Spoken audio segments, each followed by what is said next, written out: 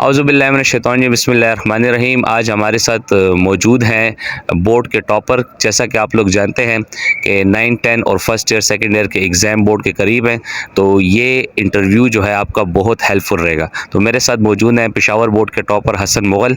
हसन, कैसे हैं आप? शुक्र अल्हम्दुलिल्लाह साहब। तबीयत अच्छी है आपकी? बिल्कुल। अच्छा हसन, थोड़ा सा अपना एजुकेशनल बैकग्राउंड बताएं कि आपने बोर्ड को टॉप कैसे किया, कुछ टिप्स ऐसे बताएं ताकि स्टूडेंट्स को आने वाले एग्ज़ाम में मदद हो। सर मैं 9 और 10 क्लास मैंने पेशावर मॉडल स्कूल्स बॉयज़ 3 से की है। दलज़ाक। अच्छा, आपकी बात काट रहा हूँ, इससे पहले आप बीकन हाउस में थे, तो वहाँ पर तो एग्ज़ाम जो होता है वो इस तरह 2-2 लाइनों में लिखा जाता है, तो पेशावर बोर्ड में तो इस तरह है, बल्कि हर बोर्ड में पाकिस्तान के इस तरह की बड़ी प्रेजेंटेशन करनी पड़ती है और आपकी प्रेजेंटेशन मैंने देखी है, वो तो जस्ट माइंड ब्लोइंग है। तो कैसे तुमने उस प्रेजेंटेशन के ऊपर ग्रिप हासिल की फिर? सर ये बेकन हाउस स्कूल सिस्टम्स के जो स्कूल्स हैं, जिस तरह बेकन हाउस हो गया, दी एजुकेटर्स वगैरह हो गया, यहाँ पे SLO based, concept based learning और पेपर्स वगैरह होते हैं। इधर सब्जेक्ट्स की तादाद भी ज़्यादा होती है और प्रेजेंटेशन वगैरह, डायग्राम वगैरह इनका कोई तसव्वुर नहीं होता। तो बस एक लाइन में जितना कॉन्सेप्ट होता है उसको जामे अल्फाज में लिखना होता है। जब बॉयज़ 3 हम शिफ्ट हुए तो उसमें कोई अलग ही दुनिया चल रही थी। प्रेजेंटेशनें और हेडिंगें और शेडिंगें और बहुत कुछ था।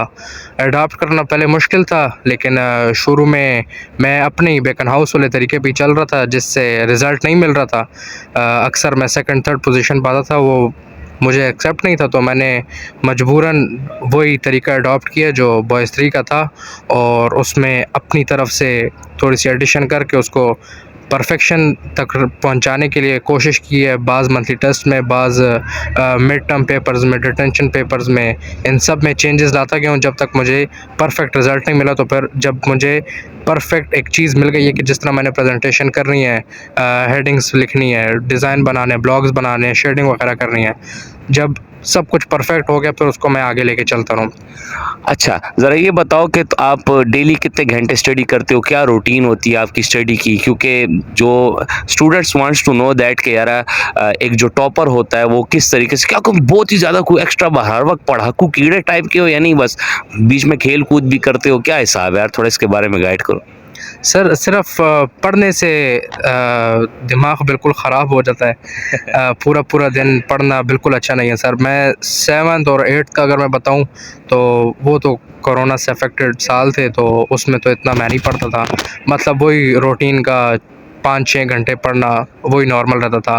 फिर 9 क्लास और 10 क्लास में ट्रिक ये होती है सर कि पढ़ना ज़्यादा नहीं है, लेकिन रोज़ पढ़ना है। इस तरह नहीं है कि एक दिन आप ना पढ़ें और अगले दिन आप 12 घंटे पढ़ें। जब आप 12 घंटे पढ़ लेंगे तो फिर अगले दिन आपका काम करने का दिल नहीं होगा। एक दिन दिल नहीं होगा तो फिर उसके अगले दिन आपका बिल्कुल भी दिल नहीं होगा काम करने का। ये जो बात है ना, ये बात है भैया कंसिस्टेंसी की, और ये बात मैं आप लोगों को बताना चाहूँगा कि जितने भी सीएसएस, पीएमएस और बड़े किस्म के जो लोग हैं ना, वो बात करते हैं भाई कंसिस्टेंसी की। हसन मुग़ल की मुझे यही बात अच्छी लगती है। देखो, कंसिस्टेंट रहना है आपने, यानी रोज़ाना स्टडी करनी होती है। कंसिस्टेंसी प्लेज अ वेरी की रोल। अच्छा, थोड़ा सा ये बताएं आप कि साइंस की जो सब्जेक्ट्स हैं उनकी तो आपकी बहुत ही अच्छी प्रेजेंटेशन है।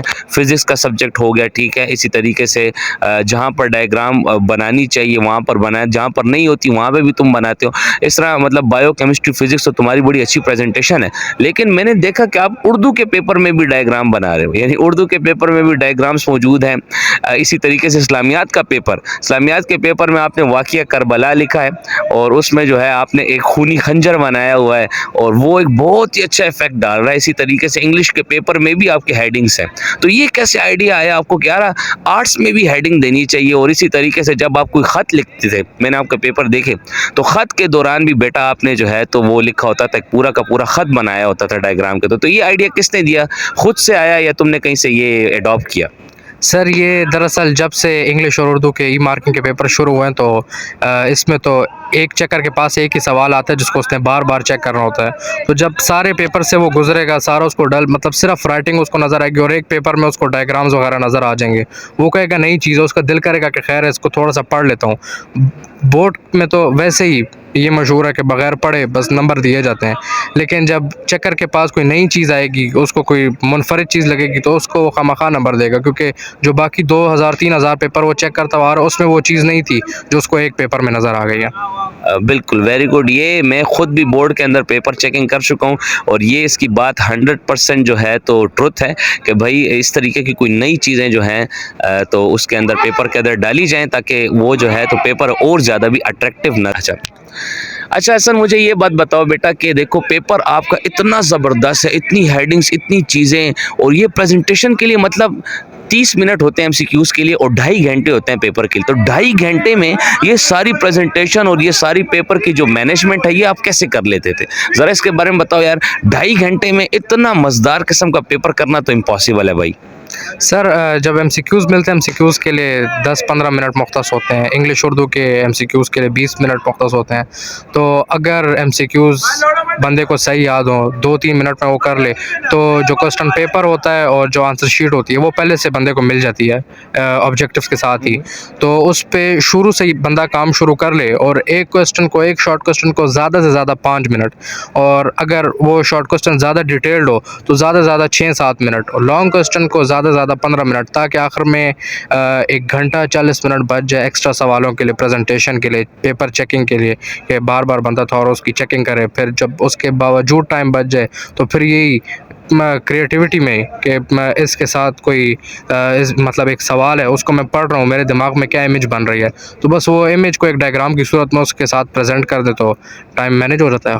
अच्छा, वेरी गुड। देखो मतलब ये बंदा कह रहा है कि आपको पेपर के अंदर 1 घंटा इजाफी जो है तो बच जाना चाहिए, तो तब आप जो है तो इस किस्म की जो है तो प्रेजेंटेशन कर सकते हो। देखें, शॉर्ट क्वेश्चन के लिए 5 से 6 मिनट और लॉन्ग क्वेश्चन के लिए 12 से 15 मिनट। इतने मिनट्स में यानी आपने इतनी प्रैक्टिस की हो कि आपके ये जो क्वेश्चंस हैं इस तरीके से इतने मिनट्स में कंप्लीट हो जाएं, जब भी जाके आप बेहतरीन पेपर कर चुके होगे। और अभी तक आप इसके पेपर्स देख भी चुके होगे स्क्रीन के ऊपर कि कितने ज़बरदस्त किस्म के ये पेपर्स अटेम्प्ट करता है। और wish you all the very best जितने भी लोग हमें देख रहे हैं कि यार उनका पेपर मैं चाहता हूँ 9-10 फर्स्ट ईयर सेकेंड ईयर वालों का बहुत अच्छा हो। और ये वीडियो आप लोगों के साथ, स्टूडेंट्स के साथ शेयर करें ताकि उनको भी इस इल्म से फ़ायदा हो। और उम्मीद करते हैं हसन कि इंशाल्लाह इस बार फर्स्ट ईयर में भी तुम टॉप करोगे। इंशाल्लाह सर।